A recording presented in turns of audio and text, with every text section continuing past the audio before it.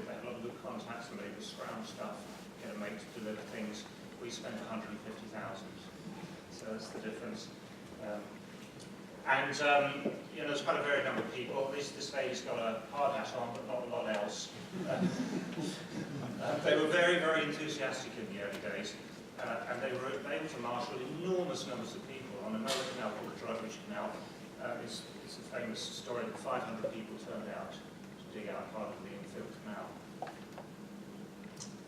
So come British Waterways. So British Waterways are the predecessor to Canal River Trust that I work for now. They did use volunteers, but they used them for fairly low-skill, labour-intensive jobs like clearing vegetation. As you can see, they're doing there. Very enthusiastic, but it doesn't require a lot of skill to do that sort of work. Litter picking, well known. You know what to do with your excite your volunteers. But it can be a good day out. Excavating. Now this was a corporate day out about 8 or 9 years ago, and it was a sales team who were doing a corporate day out, team day, and they came to do some excavation down a set of iron kilns, and they were really enthusiastic. They got together in the huddle before they started, and they said, right, sales team, we're going to really go for it. And they tore into the place and had the most fantastic time. So you see, safety, management, health and safety were high on the agenda, but they were really satisfied when they all went off to the pub at the end of the day. And most important of all, yeah, this is a group called Auto Recovery Group, a sort of wonderful hit squad of people who have work camps. And that's what they were doing here. So on the restoration of the Droitwich Canal, they're standing in the bottom of the lock, removing some of the dirt. On the whole, these people are white-collar workers who like to get away for a dirty weekend. And that's exactly, and you can see they really enjoy it. There were opportunities for teaching heritage skills, but to be honest, they were very limited. There wasn't, within British Waterways, there wasn't the incentive and there weren't the resources to put into training volunteers for heritage skills. This was part of an HLF-funded project, and one of the conditions of the HLF money is that we did training. So we were doing it, but you know, I had to make it really, it was so tokenism in those days. We weren't fully committed to training volunteers, certainly training our own staff, but not volunteers. And that's restoring a parapet bridge, which so it's very good that we managed that. We also got together with the local industrial archaeology society, and I've worked with four different societies around the south of England. Very, very knowledgeable people. I mean, they are volunteers. A lot of them are engineers or retired engineers or retired professional people, and a great body of knowledge there. And they really understand the local history and the local industrial archaeology on a much wider approach than we take. And the clouds fit into that picture, into that context, and they understand the whole picture. So it was very good working with them. They're actually recording our structures as part of the HLF restoration.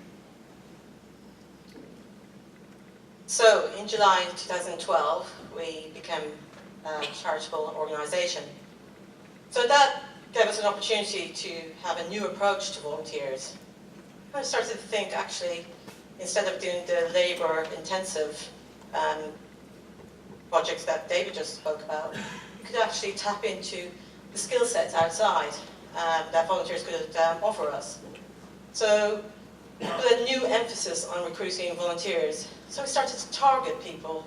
We started to approach universities, look at colleges that offered brickwork, apprenticeships, that kind of thing. And also, when we advertised, we asked for anybody with experience to come forward in the community.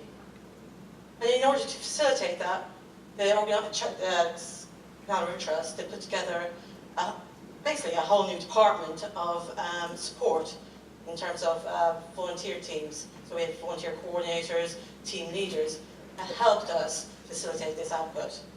So since 2013, the Heritage team, which we are a small team, we have managed to put together over 4,000 hours of Heritage volunteers. And what does that success look like? I mean, now I talk about heritage skills. Let's tell you about this little group here. So this is a group of 3 volunteers working down on the Canal near Bath. They're interesting people. One of them was used to fly 747s, so he was an airline pilot. Another one was a senior project manager. I think that's it. It was me.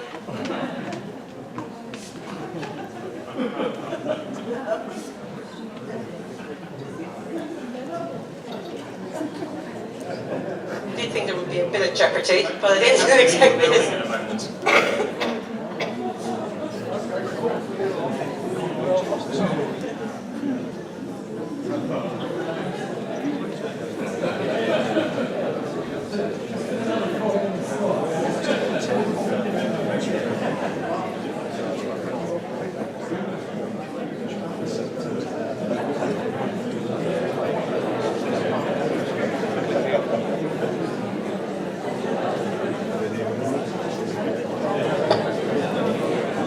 We have.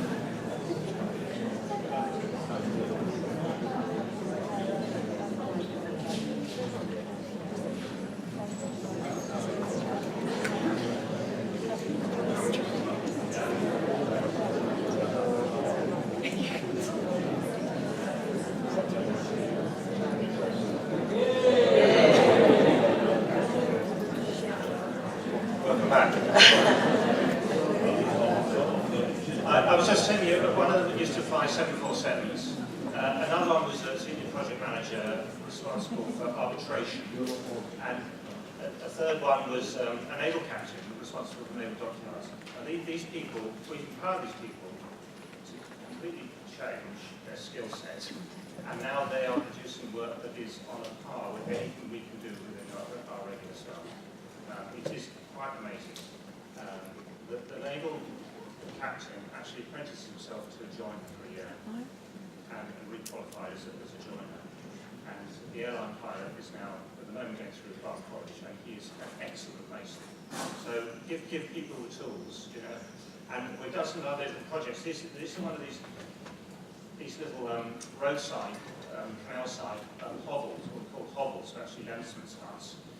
They're the sort of heritage assets that are not designated, and they've been sidelined because there was never any resources to repair them, not part of the operational canal. So it was very, very difficult to look after these sort of heritage assets. And one of the things we've been able to do with volunteers is start to bring them back into use and find uses for these buildings. And the next one I'm saying, which is a little toll house at a place called Dundas Basin, which in the canal world is a very, very important place. And it's a little Georgian. It's the only example of its type, the Georgian toll house on the canal. And that's been brought back into use is, and it's going to be what's called a welcome station. It will actually be an information base manned by volunteers to tell visitors a bit about the canal. And they're doing very high-class work there, and that was officially opened earlier in May this year. So that's the house that, if you'd seen it 15 years ago, with so much ivy on it, you couldn't see it. It was that bad. So this was a project that we had up on the Colden Canal, up near Leek. And it was an opportunity to improve the landsman's health up there. So what we did is we hired a trainer for a week, and we then put a call out to the local community to come and improve this little hut. And the kind of work that we did there, and they had a week out on site. It was in the summer. It was a great opportunity, and this is what the result of that. With the help of Terry Lee, we moved a lot of the all of the cement render and mortar and the brick repairs, and Terry then used his skill and expertise to enhance their knowledge and using lime. And they did some painting of the woodwork as well. Now there was one chap there, and he looked a little bit like Lloyd Grossman's Grumpy Cat on site, and I wasn't sure he was really enjoying himself. But when the project ended, he emailed saying it was actually the best week of his had volunteering. So that was quite rewarding, and it felt good, and he wanted to know when was the next one. So definitely worthwhile. This one is for you. This is Brad from Avon Canal. Now this is an important site within the conservation area. It's right next door to the scheduled tide farm. Canal runs alongside of there, if you know that area. A very, that's a retaining wall for the towpath of the canal. And the wall had completely collapsed. There were trees growing out of it, a lot of dredgings had been piled against the top of it.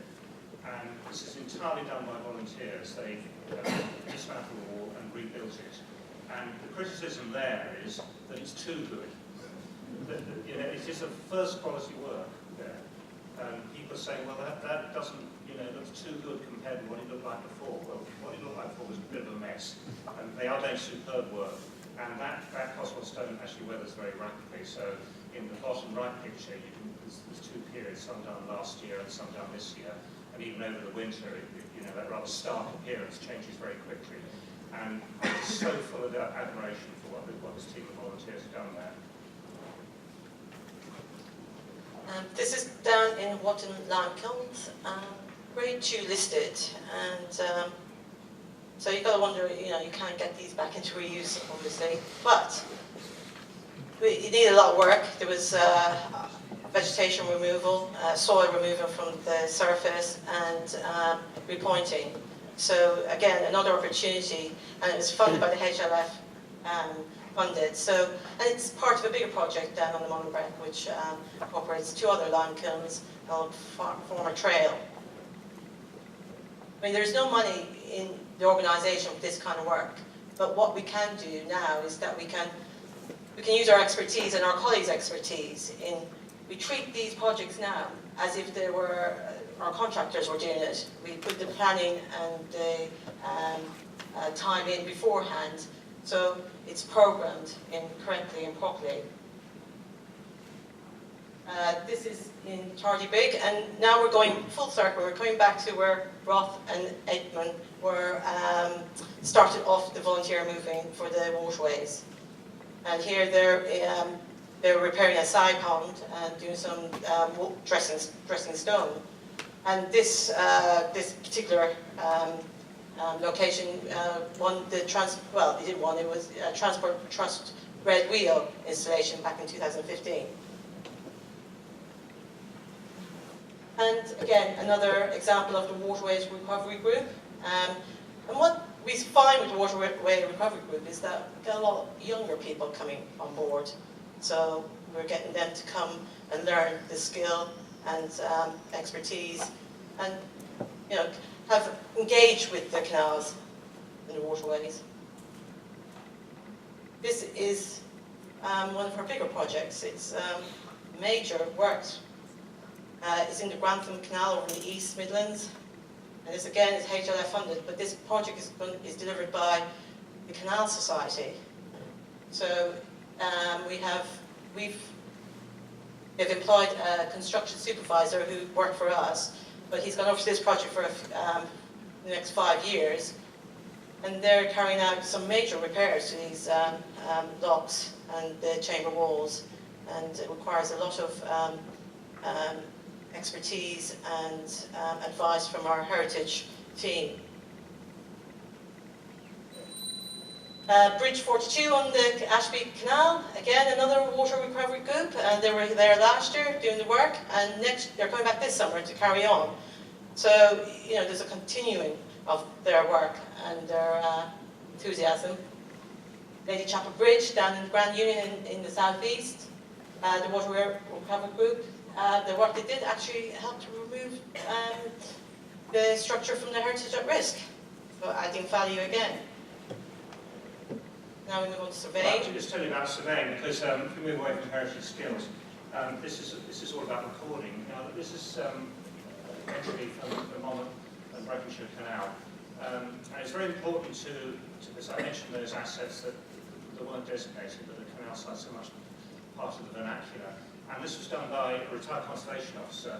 Anybody who remembers the Cambridgeshire Guide to Historic Building Law by Rob Walker? Well, this is the man who did this. Absolutely the first-class recording sheet, one sheet for every item he found, and that ran to over 300 on the canal.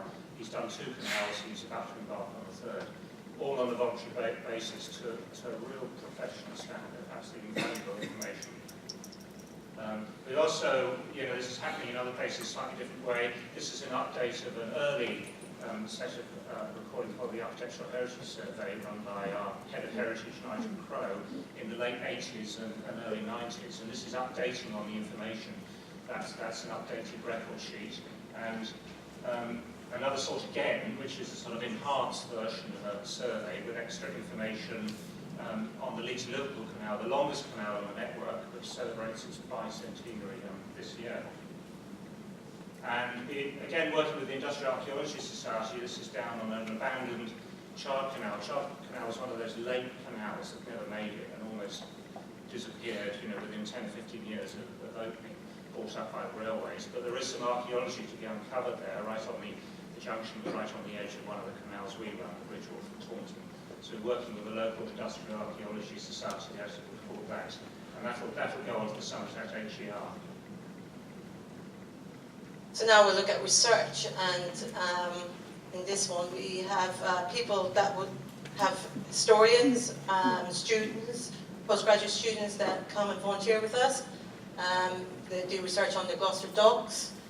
The local historian down there did that, and picking up Port Road, we've got a university student, 3rd year history student, who did a fantastic report that will feed into our files and HER. Then also we looked at Carnforth Coke Ovens, postgraduates from Preston came and did some fantastic heritage assessment on those, which was brought to our attention by local residents that wanted to do more with them. They were covered in ivy, so he did the research that informed that work. And also we had students, postgraduates come in and work on our heritage at risk. So doing the background research that helped us put together the assessment, the heritage assessment, to inform our engineers and construction staff. Terry Hallway, chap that did the Carnforth, and he had worked with us for a year, and he has a master's in historic building conservation. Partnerships is getting more and more important for us, working with other organisations, especially universities, forging relationships with Birmingham City University and UCLan and the University of Birmingham. And National Trust, again, we're working with them on a fantastic project down Birmingham. So our volunteers that started with us are now working with the National Trust. We're working together on that project. Just a little bit about this Crofton. Anyone knows about Crofton Pumping Station down near Hungerford? Working very closely with the Canal Trust there, who own most of the site, although we own part of it. and we'll be jointly using to pump water into the canal. They can do it with their beam engine, their coal-fired steam beam engine, and we can do it with electric pumps. But they have steaming days, and they've actually got one this weekend when they're having a red wheel, Transport Trust red wheel, for a site of preeminent importance being installed there. Okay, let's give us just because we had a couple of minutes interruption, just let us finish off if that's all right. Okay. Thank you.